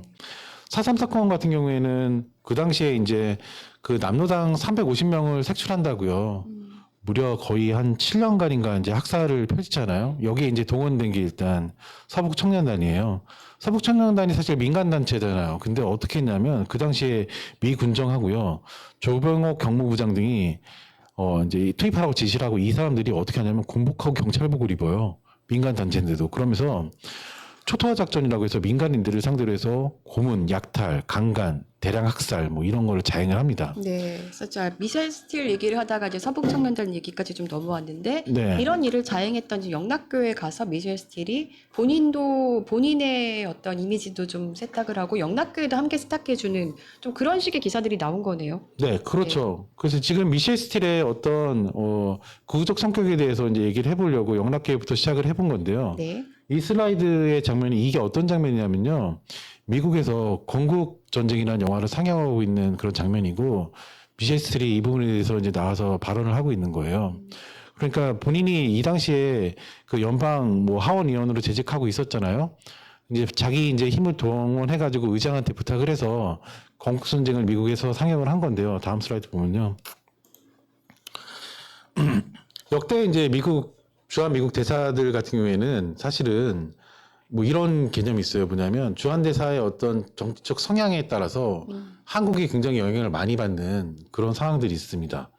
보면 전두환 계엄령이나 아니면 뭐 김대중 군명운동에 그 미국 대사들이 관여해서 이것들을 막아낸 사례도 있어요. 네. 그러니까 그만큼 미국 대사들의 어떤 정치적 성향이 중요한 거죠. 근데 예전에 이명박 정권 때인가요? 그때 윤석열 정권 때였죠. 해리스 대사. 이 사람은요 완전히 뭐 점령군이었어요. 그래서 뭐죠 엄청나게 이제 우리나라의 고압적인 태도를 보이면서 그렇게 했던 그런 미국 대사였는데 미셸 스틸 같은 경우에는 이제 아까도 살펴봤지만 영락교회를 방문할 정도로 어쨌든 성격 자체가 극우적인 사람인데 아니 근데 그게 아마 그럴 겁니다. 이제 미셸 스틸이 이북 출신이고 네. 또 한국 전쟁 직후에 이제 부모님이 다 월남에서 서울로 왔다. 이런 이제 배경을 갖고 있잖아요. 이 사람이 어떤 그런 배경을 아까도 말씀하셨지만 이런 것들을 강조하면서 뭔가 반공 이미지 이런 것들을 앞세우면서 지금의 어떤 그 계속했던 그 색깔론들 네. 이런 것들을 좀 이렇게 작업하려는 그런 의도도 깔려 있는 게 아닌가? 계속 그런 것들을 이어가려고. 그렇죠. 막 그런 네. 빌드업일 수도 있어요. 네. 근데 사실 생각해 보면 미셸 스틸에 대해서 그래서 간단하게 정리를 쫙 해봤는데요. 일단은 문재인 정부 시절에요. 한반도 평화협력 및 종전선언을 앞장서서 반대했던 사람이고요. 그다음에 아까 말씀드렸지만 건국전쟁을 상영을 했고요. 그래서 국내의 뉴라이트 세력의 역사전쟁에 외교적 권위도 부여해줬고 이 사람이 또 쿠팡을 엄청나게 옹호하는 사람이에요. 그래서 쿠팡이 한국의 규제 때문에 피해를 보지 않도록 챙기겠다 사실 미국 기업이라고 보고 또 미국 우선주의를 공언한 거죠.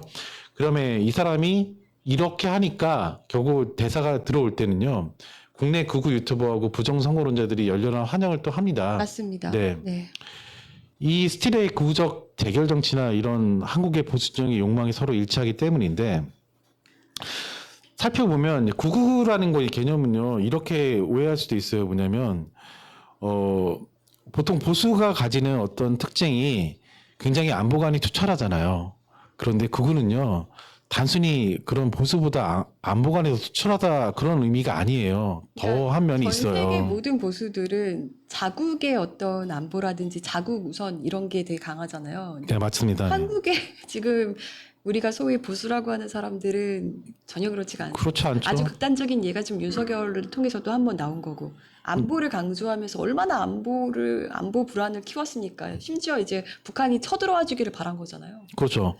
근데 이제 국내 이제 보수 언론 같은 경우에는 그런 어떤 이제 극우에 대한 입장도 다른 것 같은데 일단 미셸 스틸은요 전형적인 트럼프주의자예요. 그러니까 미국 중심의 어떤 극우주의자거든요. 그래서 민주적 제도에 대한 불신도 있고요. 그 다음에 오히려 이 사람이 아이러니가 있어요. 동양인이잖아요, 한국인. 그런데 소수자하고요 다원주의에 대해서 배제를 합니다. 그래서 워싱턴에서는 이 사람들을 어떻게 미셸 스틸이 이용하냐면 아주 뭐 소수자지만 성공한 사례로 포장을 해가지고요. 오히려 이 사람을 앞서가지고 소수자를 차별해요. 그런 아이러니들이 있고요. 그 다음에 뭐 종전 반대 선언 반대라든지 맹목적 반공주의를 통해서 볼 수 있는 건 극단적인 적대 정치를 하고 있는 거죠. 또 성소수자도 정책도 반대하고요. 낙태도 반대하고 뭐 어떤 선거 캠페인 내에 이제 메카시즘 또 얘기를 합니다. 그러니까 엄청 정말 극우주의자예요. 그런데 이런 사람이 일단 한국에 와서 어쨌든 영락교회에서 아까 말씀드렸던 것처럼 어떤 이제 본인의 어떤 펼칠 정책에 대한 빌드업을 그렇게 하고 있는 와중인데 이렇게 생각해 보면 미셸 스틸의 어떤 전력들은 이미 보도에서 언론 보도에서 나와 있는 상태인데 미셸 스틸이 미국 대사로 국내에 입국하자마자 보수 언론이 보인 행태는 뭐냐면 바로 본인의 그 미셸 스틸을 미화하는 측면만 보여주고 있는 딱 거예요. 먹고 있는 뭐 친근한 이미지, 서민적인 네. 이미지, 네, 네, 뭐 남대문 시장 가고 뭐 이런. 그렇죠. 근데 보수 언론이 참 재밌는 지점이 있어요. 뭐냐면 다음 슬라이드 볼게요. 지금 슬라이드 맞아요.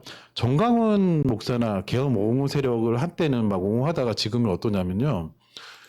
지금 정권의 보수 특히 이제 정권에 방해가 되니까 보수 이제 정당이라든지 이런 쪽에 이들을 극우라고 하면서 선을 그어버려요. 정강훈은 오히려 뭐라고 한단 말이에요. 예전에는 뭐 그렇지 않다가. 그런데 트럼프 권력과 맞닿아 있는 미국 강경 우파 정치인 앞에서는 잣대가 다른 거예요. 그러니까 이런 극우적 행보는 확고한 안보관이 되고요. 뭐 진짜 좀 세게 얘기하면 서북 청년단의 산실일 영락교회를 방문했는데 이게 보도가 어떻게 됐죠? 실향민의 추억으로 보도 됐잖아요. 그 다음에 미국 우선주의를 표방하는 극우 정치인인데 한미 동맹의 가교로 이제 그래서 기대하는 식으로 계속 얘기를 하잖아요. 그러니까 언론이 참 못됐어요. 이런 선택적 보도가요. 사실 가장 큰 영향을 미치는 게 뭐냐면 독자가 이런 기사를 봤을 때는 실제로 봐야 될 실질적인 파급력을 못 보고요. 이런 검증할 수 있는 어떤 기회를 놓치게 되는 거예요. 그러니까 네. 아마 저희 이제 방송을 보시는 시청자분들은 다 가려서 보실 수 있는 눈이 아마 있으실 있죠. 텐데 네. 그냥 특히 저기 이제 교회 열심히 다니시는 분들 이런 음. 분들은 우리 정말 하나님 열심히 믿는 미셸 스틸 위에서 기도합니다 주여 뭐 이러면서 진짜 그럴 수 있죠. 진짜 응원하거든요. 네. 네. 그래서 이게 지금의 어떤 극우의 형태는 또 종교와 결합하면서 훨씬 더 굉장히 위험한 그런 모습이기 때문에 저는 이제 언론들이 이러고 있다는 게 아직도 이러고 있다는 게 참 기가 막히긴 하네요 지금. 네. 저 BMO 삐모님이 이런 말씀하셨는데요. 보수는 우리가 보수라고 생각한다. 저들은 매국이다. 이런 말씀도 하셨네요. 맞는 말씀이시죠. 네. 그 이제 이해를 돕기 위해서 일반적으로 쓰는 용어들을 같이 써주긴 하는 건데 저도 그렇게 생각합니다. 저야말로 저는 제가 보수라고 전 생각하거든요. 평생 제가 보수라고 생각했어요. 저도요. 근데 극우가 어느새 보수라고 지칭되는 측면들이 저는 좀 아닌 것 같고 안타깝기도 해요. 네. 네. 자, 그러면 여기까지죠? 네, 여기까지입니다. 네, 언론들 정신 차려라라고 말씀해 주신 걸로 알겠습니다. 자, 노래 뭐 들을까요? 우리 앞에 우리 오세훈 얘기했잖아요. 네, 오세훈 헌정곡을 저희가 꽤 지었어요. 꽤 많이 지었죠. 그 중에 하나 들어볼게요. 네, 억소리 나는 밭들어똥 듣고 오겠습니다. 그 광화문 어떻게 됐는지 모르겠네. 그것도 한번 알아봐야겠다. 네, 함께 들어보시죠. 네. 개굴 개굴이 너의 이름은 청개굴 개굴 시민 뜻은 반대로 각 잡고 청개굴 목청만 좋다 청개굴 밭들어똥 한강 의세금 둥둥성 밭들어똥 한강 르네상스 밭들어똥 한강 르네상스 밭들어똥 한강 택시로 말아먹고 한강 버스 1,500원 억소리 나게 밭들어똥 세종대왕 위엄마저 이순신 장군 기세마저 장사에 가둔 206억짜리 돌덩어리들 전체 사업비는 500억 억소리 나는 밭들어총 밭들어똥 그 이름 감사의 정원 우린 너 땡큐 밭들어똥 열 맞춰선 광장 위로 꽃잎마저 무동 자세로 각 잡고 서 있네 향기 없는 총이 피네 밭들어똥 시민광장 네 멋대로 바꾸고 선민 혈세 네 맘대로 팍팍 써 청개굴 밭들어총 밭들어똥 광장에 내려앉은 한도 용납하지 않았지 눈물 가려주던 빛바랜 청맛도 소리 없이 지켜갔지 미관이 중요했던 청개굴 그런데 왜 밭들어똥 차가운 구령 소리 생스 카드 우린 노 땡큐 개굴이 청개굴 옷에 청개굴 밭들어 개굴이 청개굴 옷에 청개굴 옷에 청개굴 밭들어똥 열 맞춰선 감사의 정원 위로 공허한 바람만 부네 열쇠 날린 한숨만 나쁘기네 밭들어똥 똥똥똥똥똥똥똥똥똥 덩어리들 밭들어똥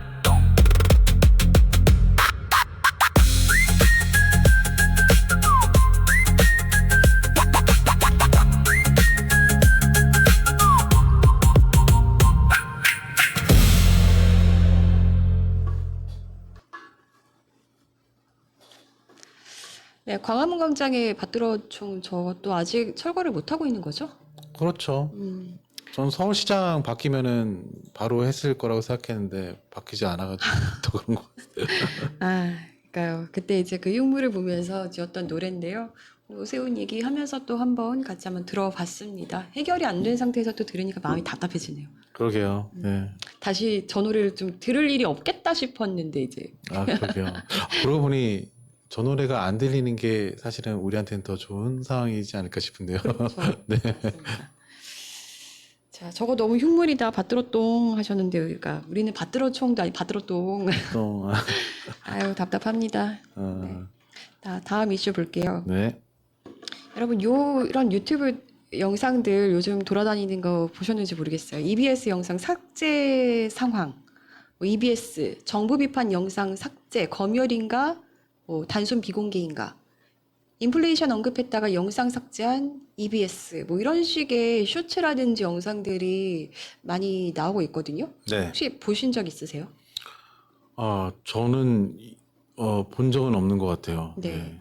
이게 보니까 EBS 유튜브 채널에 정부가 돈을 나눠줬는데 내가 가난해지는 이유라는 제목의 영상이 올라왔었는데 네. 이게 삭제가 되고 편집본으로 교체가 됐었다는 거예요. 그런 다음에 이제 최종 비공개 처리가 됐다. 네. 그러면서 일부 소셜 미디어나 유튜브 채널에서 정부의 불편한 내용을 다룬 어떤 그 EBS 다큐멘터리에 대해서 검열이 이루어진 거다. 네. 언론 탄압이다.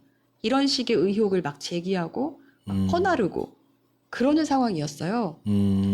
또 우리의 TV 뉴스, TV 조선 조선. 네, 가만히 있지 않죠. 또 네. EBS 경제 다큐 영상 삭제 논란이라고 해서 본인들도 또 이렇게 기사에서 다뤘거든요. 근데 이게 얼핏 보면은 우리가 예전에 윤석열 정부 때 이런 비슷한 일들이 많았잖아요. 그렇죠. 네. 네, 그러니까 어머 이재명 정부마저도 어머 배신이야 이렇게 생각할 수 있잖아요. 알고 보니까 이거 네. 정말 근거가 없었습니다. 하나하나 좀 볼까요? 여러분 요거 보셨는지 모르겠는데 저희는 요즘에 왜 그 민주당 당대표 선거 상황에 많이 이제 몰입해 계시잖아요. 네. 그 선거 상황들을 보면서 우리가 놓칠 수 있는 기사들 위주로 좀 알려드리고 있어요. 네. 네, 그 중에 하나인 건데 이게 일단 보면은 이 EBS 다큐멘터리가 언제 만들어졌느냐? 2024년에 만들어졌어요. 그럼 윤석열 정부 당시에 정부잖아요. 만들어졌던 네, 거예요. 그렇죠. 네. 예. 그러니까 이거는 그리고 어떤 특정 정권의 특정 정책을 겨냥해서 만든 그 다큐멘터리가 아니라요. 네. 코로나19 이후에 이게 전 세계적으로 인플레이션이 굉장히 심해졌잖아요. 그렇죠. 네, 그러니까 각국 중앙은행이라든지 통화 정책을 다룬 그런 경제 다큐멘터리인 거고요. 뭐 예를 들어서 그렇다면 더더구나 한국 얘기가 아니라 예. 미국, 영국, 네. 일본, 튀르키예 등 각국의 금융당국의 어떤 예시를 들어가면서 이게 정부가 통화 정책을 하게 되면 돈을 풀면 어떻게 돼요? 인플레이션이 나타나잖아요. 물가가 그렇죠. 상승하잖아요. 네네. 그래서 결국은 뭐 우리 지갑은 얇아질 수밖에 없고 뭐 이런 것들을 굉장히 쉽게 풀어낸 다큐멘터리인 거예요. 세계적인 인플레이션 상황에 대한 것들을 쉽게 풀어낸 그렇죠. 다큐멘터리네요. 그런 네. 다큐멘터리고 이걸로 인해서 이 다큐멘터리로 EBS가 상도 많이 받았어요. 네. 네, 2024년 9월에 한국 방송대상 작품상도 받았고 뭐 네. 왜 뭐 이달의 PD상이라든지 EBS 뭐 시청자상 이런 상들도 많이 받았고요. 네. 자, 보시면 이게 지금 그 EBS 다큐멘터리를 좀 홍보했던 블로그인데, 네. 보면 경알못을 위한 경제교육 다큐멘터리다. 이거 정말 네. 보통은 이제 방송할 때 그런 얘기들 많이 하거든요. 저도 그게 가장 큰 숙제일 때가 있는데, 그 어려운 내용들을 초등학교 5학년도 이해하기 쉬운 언어로 방송하는 게 제일 좋다. 이런 얘기 그렇죠. 저는 네. 방송 처음 시작할 때 정말 귀에 못이 박히게 이제 들었던 얘기인데 그런 측면에서 EBS 다큐멘터리를 이제 고민하면서 그러니까 정말 그 경제 전문가한테 PD들이 계속해서 질문 던지고 이러면서 이 다큐멘터리를 완성했다 하더라고요. 여기서 중요한 건 뭐냐면요. 그러면 왜 다큐멘터리가 원본을 내리고 편집본을 올렸을까? 이 부분이 가장 중요한 건데요. 보니까 올해 넷플릭스랑 계약을 했어요. 네. 이 라이선스 계약을 체결하게 되니까 이 넷플릭스 입장에서는 당연히 본인들이랑 이 라이선스 계약을 했는데 이게 만약 유튜브에서 버젓이 계속 나가고 있으면 어떻겠어요? 그렇죠. 그러니까 의미가 없잖아요. 당연히 플랫폼의 독점적 가치 보호를 위해서 넷플릭스에서는 그거를 용인할 리가 없잖아요. 되자고 그렇죠. 하겠죠. 그래서 보통은 이렇게 그 라이선스 계약을 맺게 되면 최소한 어떤 특정 기간 동안만이라도 넷플릭스의 독점적 그 권한을 주기 위해서 좀 그 이제 다른 유통은 관리를 제한을 하게 되잖아요. 네. 그러니까 그런 어떤 그 계약에 따라서 원본을 내리고 편집본을 올린 거예요. 네. 그런데 이제 그걸 두고 난리가 난 거죠. 그래서 그 시기적으로도 보면 일단은 그 계약 체결이 올해 5월에 이루어졌고 네. 그래서 제 업로드가 올해 7월 말에 이루어진 거예요. 그러니까 시기적으로도 맞잖아요. 그럼 만약에 정부가 어떤 진짜 검열을 할 거고 탄압을 할 거면 넷플릭스는 전 세계인이 보는 건데 그거에 그러면 EBS가 계약을 하게 둡니까? 이것부터 막아야지. 그렇죠. 그러니까 이게 앞뒤가 안 맞는 거예요. 그렇잖아요. 그러니까 이게 참 답답한데 그래서 이 넷플릭스와 계약을 했기 때문에 이거에 따라서 이렇게 조치를 한 걸 두고 또 뭐 이재명 정부가 마치 언론을 검열해서 이렇게 뭔가 언론 탄압을 한 것처럼 이렇게 해버리니까 어처구니가 없는 거죠. 그리고 마치 그 제목만 보면 그 재난지원금이라든지 국민지원금을 이재명 정부가 계속 지급을 했잖아요. 마치 그거에 대해서 그 만든 다큐멘터리인데 그 이제 그거에 대해서 불편해한 정부가 막은 것처럼 이렇게 또 호도되는 것처럼 보이잖아요. 그러니까 EBS가 이래저래 귀찮아 버리니까 영상을 그냥 내려버렸나 봐요. 그러니까 지금 근데 이걸 가지고 정부가 뭐 검열을 했다, 언론 탄압이다 이런 식으로 몰아가는 것 자체가 사실 이거는 좀 가짜 뉴스가 아닌가 싶거든요. 그러니까 왜냐면 이거는 그렇죠. 팩트를 조금만 확인해 보면은 나오는 건데 그런 거에 대해서 하지 않고 무성의하게 특히 유튜브에서 이런 영상들이 막 확산하자 TV조선은 굉장히 기다렸다는 듯이 그러니까 본인들이 이건 가짜 뉴스예요 뭐 이런 팩트 체크를 하는 게 아니라 언론 유튜브에서 요즘 이런 게 논란이에요라고 해버리니까요. 그러니까 아까 전에 우리 유석 PD도 미셸 스틸 이제 방한한 걸 두고 언론들이 어떤 한쪽을 감추면서 막 그 자기들의 어떤 하고 싶은 얘기를 막 증폭시켜 가잖아요. 네. 그런 것처럼 또 이제 그런 얘기가 계속 이어지는 거죠. 그래서 요 어떤 그 EBS의 다큐멘터리를 보면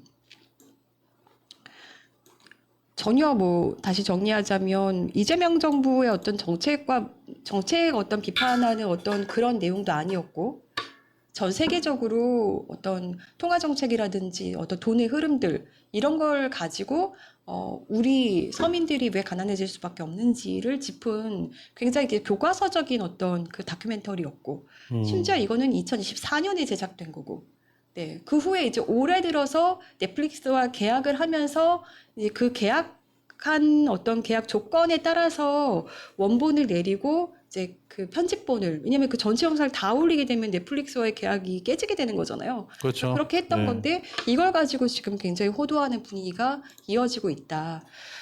그래서 이게 참 무섭다라는 건데요. 얼핏 그냥 이런 유튜브 상에 있는 어떤 영상이라든지 이런 것만 보시는 분들은 아, 역시나 이재명 정부도 어쩔 수가 없구나. 이런 걸 하네? 이렇게 생각할 수가 있잖아요. 그렇죠. 그쵸? 네. 거기다가 더 제가 화가 나는 건 뭐였냐면 윤석열 정부 동안의 어떤 이런 공적 기관에 대한 뿌리 깊은 불신이 훨씬 깊어졌단 말이에요. 그렇잖아요. 그렇죠. 근데 그 어떤 뿌리 깊은 불신이 쌓여 있는 걸 이런 것들을 통해서 이재명 정부에게로 돌리는 그런 분위기인 거잖아요. 그러니까 너무 억울해지는 거잖아요. 네. 그래서 또 이제 가짜 뉴스나 이런 것들, 뭐 정부의 정치, 뭐 이런 것들을 호도하는 분위기가 또 이제 극성을 부리기 시작하는 것 같은데, 아이러니 같아요. 네. 그 당시에 윤석열 정부 때 가짜 뉴스를 퍼뜨리던 분들이 지금 또 정부에서 가짜 뉴스를 퍼뜨리지 않았는데 가짜 뉴스라고 얘기하는 것 같아서 그 상황이 좀 아이러니하게 그러니까 느껴지기도 윤석열 하거든요. 정부가 뿌리 깊게 심어놓은 그 공적 기관에 대한 불신 이런 것들의 불똥을 지금 이재명 정부에게로 막 이렇게 튀기고 있는 거잖아요. 네, 그래서 이런 게 좀 더 먹히는 거고, 그리고 이런 것들을 사용할 때 보면은 뭔가 되게 그럴듯하게, 그러니까 정말 제목만 보면 이재명 정부가 진짜 언론을 탄압하고 뭔가 검열을 했나? 이렇게 의심이 정말 들게끔 제목을 막 이렇게 또 짓잖아요. 어떤 밈이라든지 어떤 감정적인 서사의 어떤 그런 것들, 내러티브를 이용해서. 근데 이거를 조금만 살펴보면 이런 내막이 있었다. 네. 네. 그래서 정말 이제는 또 가짜 뉴스나 이런 것들이 기승을 부릴 것 같아요. 왜냐하면은 지금 그 정부를 막 흔드는 분위기가 이재명 정부를 흔들려고 하는 분위기가 이제 국민의힘이라든지 외부에서만 일어나는 게 아니라 이제 민주당 내부에서도 일어나고 있잖아요. 네. 네, 이럴 때 이제 더더욱 정부를 흔들기 좋은 어떤 가짜 뉴스라든지 호도하는 어떤 그런 내용이라든지 이런 것들이 이제 극성을 부릴 수 있기 때문에 이제 저희 코너에서도 좀 필요한 어떤 팩트 체크 부분들을 좀 집중적으로 해볼까 싶습니다. 네. 네, 자 짧게 한번 짚어봤고요. 찌이님이 이미 많은 이들이 봤다는 거, 요거는 팩트 체크된 거를 보셨다는 걸까요? 아니면 가짜 뉴스를 보셨다는 걸까요? 네, 후자라면 좋겠는데. 그러니까요. 참 답답합니다. 지금 사실 이재명 정부를 흔들어서 우리한테 좋은 게 없잖아요. 그리고 더구나 그런 거예요. 이재명 정부가 정말 잘못하고 있다면 그거에 대해서 회초리를 들고 정말 뭐 충원을 해야겠죠. 근데 정부가 어떻게든 뭔가를 서민들을 위해서 그리고 국민의 입장에서 해보려고 정말 노력하잖아요. 그렇죠. 잠도 잘 안 자가면서 휴가 만나까지 해가면서. 네, 뭐, 휴가 반납까지 해가면서 사실 노력하는 거는 우리 눈에 다 보이는 거고, 그리고 뭔가 감추려고 하기보다는 그래도 이 정부처럼 소통을 하면서 함께 대화하는 정부는 저는 없었다고 보거든요. 네. 그러면은 더 힘을 실어줘 가면서, 그리고 일부 만약에 정말 잘못하고 있는 것들이 있다면 계속해서, 왜냐면 소통을 안 하려고 하는 정부가 아니잖아요. 계속 국민들의 의견을 들으려고 하잖아요. 그러니까 의견을 제시해 가면서 더 좋은 방향으로 갈 수 있게 해야 될 것 같은데, 지금 이게 잘 안 되고 있다는 게 굉장히 개인적으로 많이 속상합니다. 아, 네. 지혜님이 말씀하시는데 이제 아까 많이 이들이 봤다는 게 이제 가짜 뉴스를 이제 많이 봤다 뭐 이렇게 얘기하신 것 그러니까요. 같아요. 네.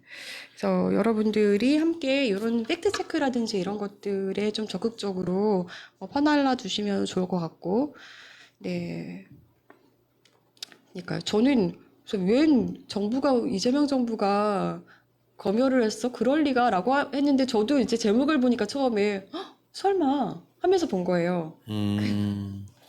설마 정말? 근데 내용을 들여다보니까 좀 어처구니가 없더라고요. 네, 이런 것들이 이런 가짜 뉴스들이 확산하지 않도록 우리가 함께 힘을 써야 될 것 같습니다. 네. 자, 오늘 방송은 여기까지고요. 마지막 곡으로는 우리 이두석 PD, 목감피가 작사한 곡을 좀 들어볼까요? 네. 네. 한숨 지을 날들이 많은 요즘이잖아요. 네. 네, 그런 우리에게 되게 위로를 주는 곡인 것 같아요. 네. 어떤 마음으로 주신 거예요? 아, 항상 저도 제 얘기만 좀 계속 많이 제가 하고 있더라고요. 나 뭐 이랬어, 나 힘들어, 뭐 그렇긴 한데 사실 다른 사람의 얘기도 좀 들어야겠다는 생각이 들었고, 그래서 그렇게 듣다 보면 서로 위로하게 될 수 있지 않을까, 뭐 그런 마음에서 지었습니다. 네, 네. 알겠습니다. 오늘 마지막 곡으로는 한숨도 웃음이 될 거야. 우리 목감피 작사곡 들으면서 오늘 저희 뉴스 베이커리는 인사드리겠습니다. 여러분 힘찬 하루 보내시고요. 한숨도 웃음이 되기 위해서는 우리의 서로의 응원과 격려가 필요한 것 같습니다. 힘을 네. 내죠. 네. 자, 지금까지 뉴스를 굽는 사람들 이두석, 권지연이었습니다. 여러분 힘찬 하루 보내십시오. 안녕.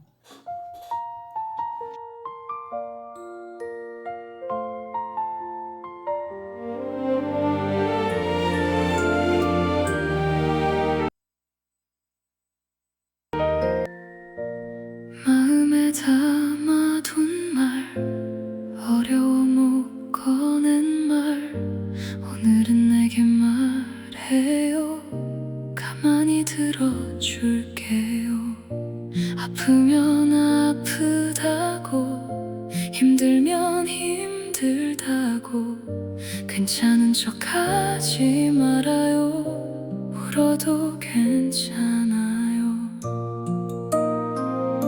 긴 밤이 지나가듯 이 맘도 지나가겠죠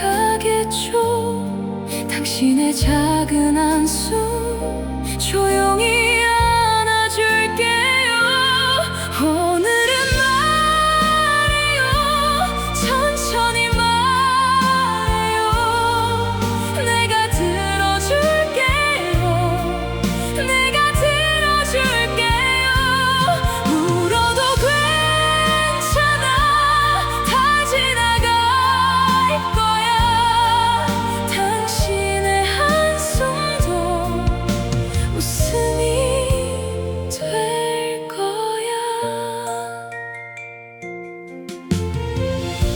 당신의 작은 한숨이 바람에 흩어지고 그 자리에 어느 날 웃음이 머물기를 눈물로 보낸 오늘이 따뜻한 내일이 되고 떨리는 그 마음도 조금은 쉬어가길 긴 밤이 지나가듯 이 마음도 지나가겠죠 당신의 작은 한숨 조용히 안아줄게요 오늘은 말해요